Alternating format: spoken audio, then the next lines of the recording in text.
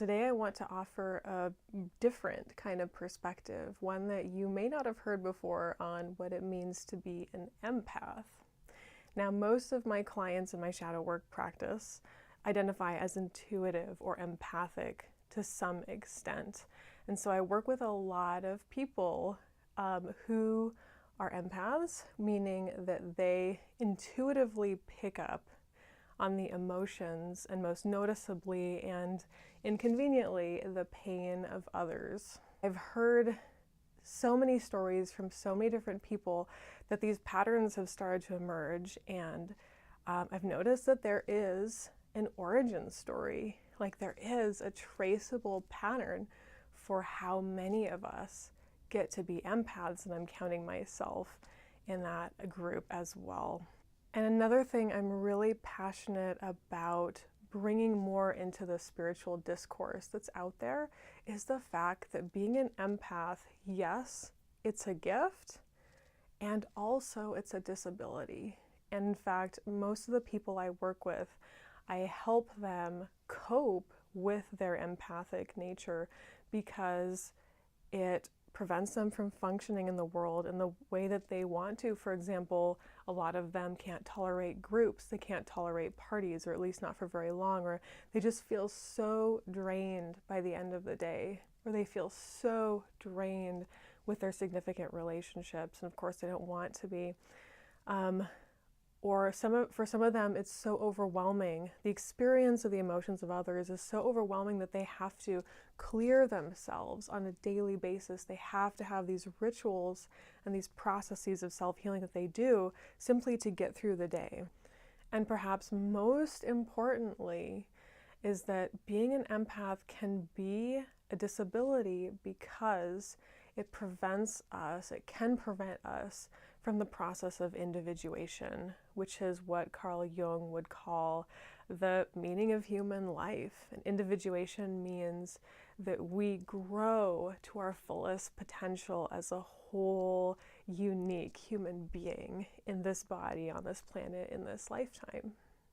And as an empath, we don't have a solid sense of self. It's very hard for us oftentimes to delineate where we begin, where our energy begins, and where that of another person begins and ends.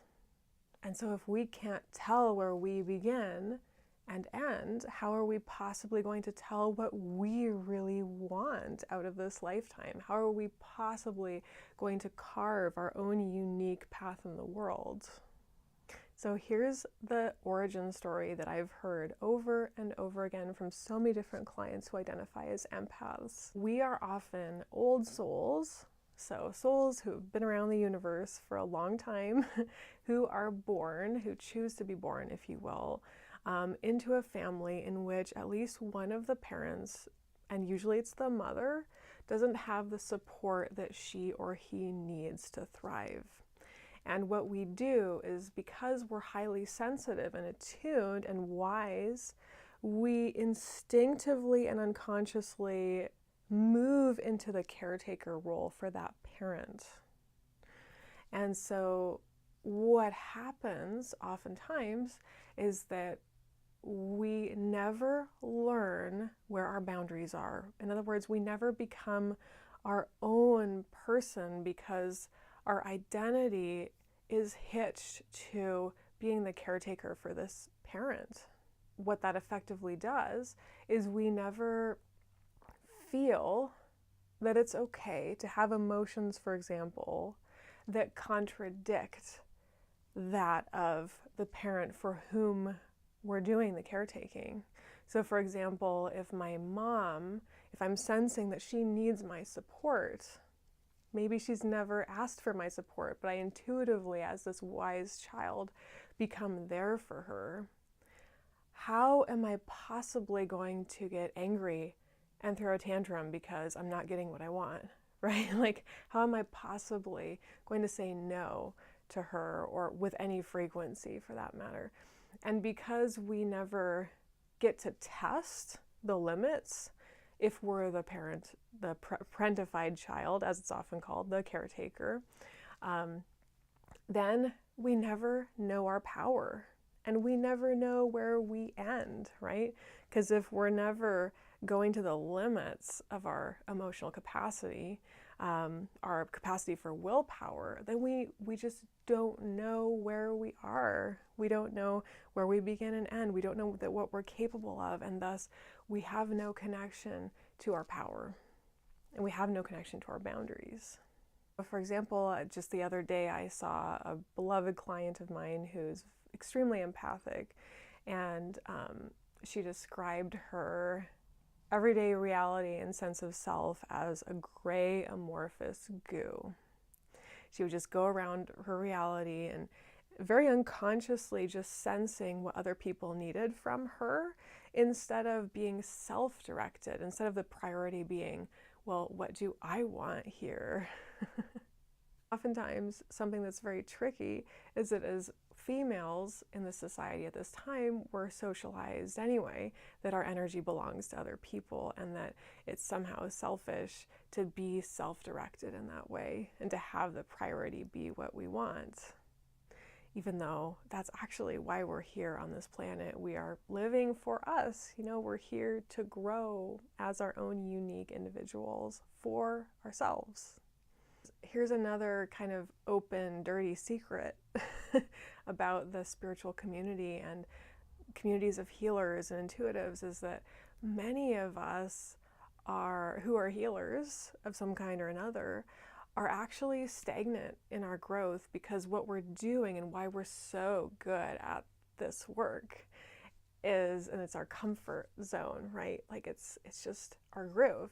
Why we're so good at it is that it's our childhood pattern, just replaying itself over and over again of being there for others, of having our energy be for others.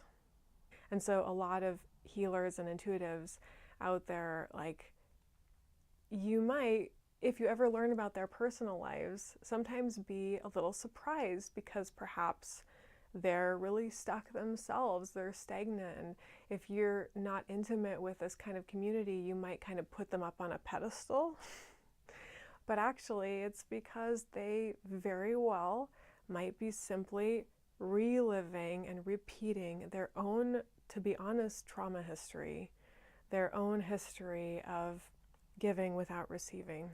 You'll know who these practitioners are sometimes by the energy that they have. If they seem depleted when they're working, their body language, just intuitively you might pick it up. And that doesn't mean that they're not really good at what they do, because they probably are. They've been doing it since they were an infant.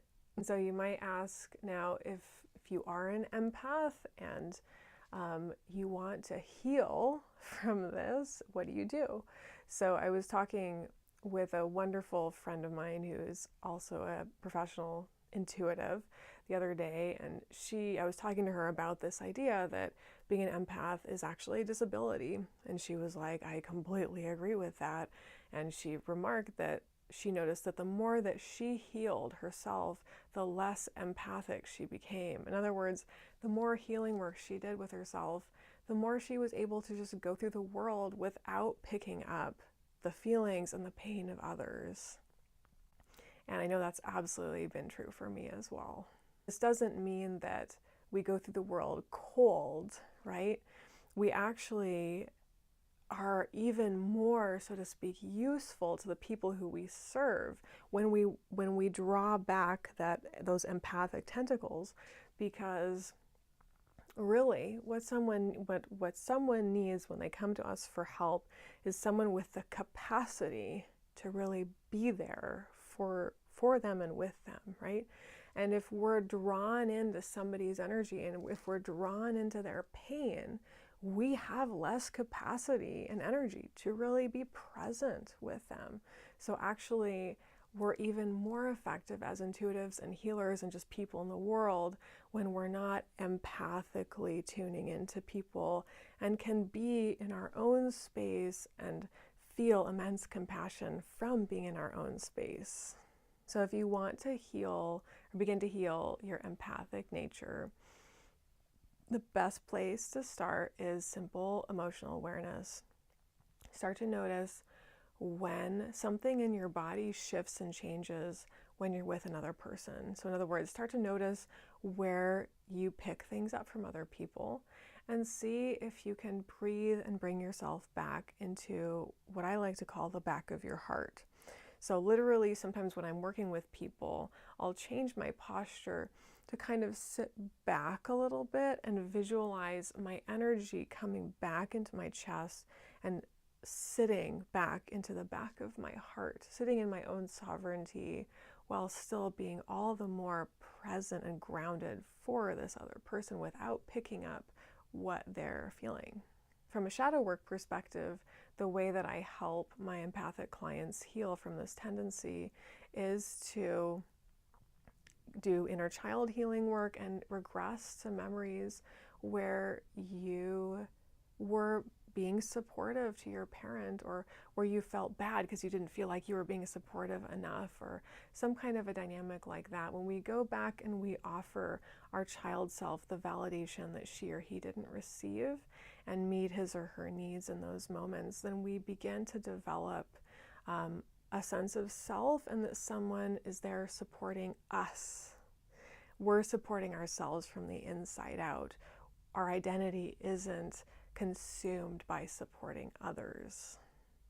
And so that inner child healing work is absolutely pivotal and can be extremely transformative for building that internal structure of support from the inside out that we need to hold ourselves up and be our own person in the world on our own individuated, unique journey, healed from these empathic tendencies. I hope that this has been informative for you, and feel free to share with other empaths in your life, and have a beautiful day.